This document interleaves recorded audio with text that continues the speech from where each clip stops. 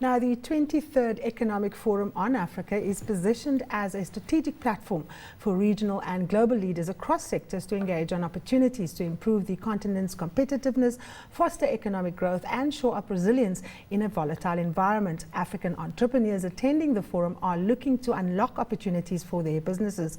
For a cross now to this issue, we'll cross over to our managing editor for Forbes magazine, Chris Bishop.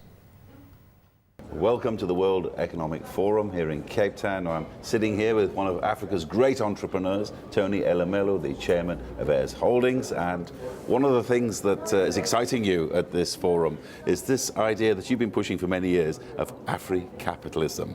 What evidence do you see of it here amongst the many delegates?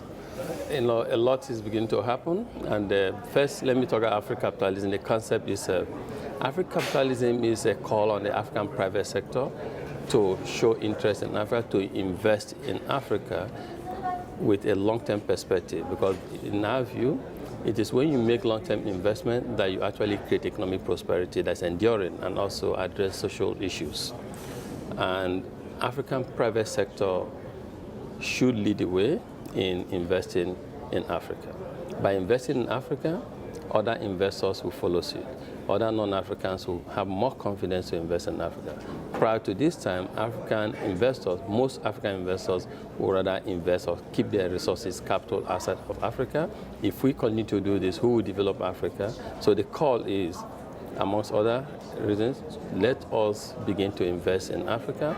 Let's have long-term perspective in our investment orientation in Africa.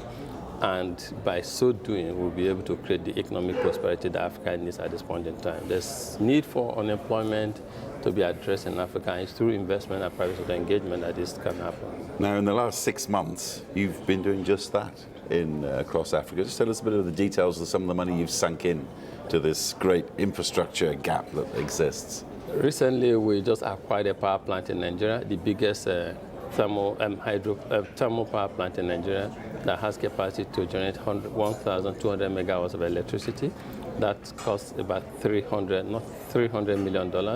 And we didn't do this alone. We have our partners. And again, that speaks to the need for African investors to show interest in Africa. We have our American partners, we have our European partners coming together to make this investment. We also, in recent times, just in January this year, we launched at Davos the commodity exchange we have set up in Rwanda. It's actually a commodity exchange that will launch across Africa, but we're starting with Rwanda because the investment climate in Rwanda is quite receptive to this, and also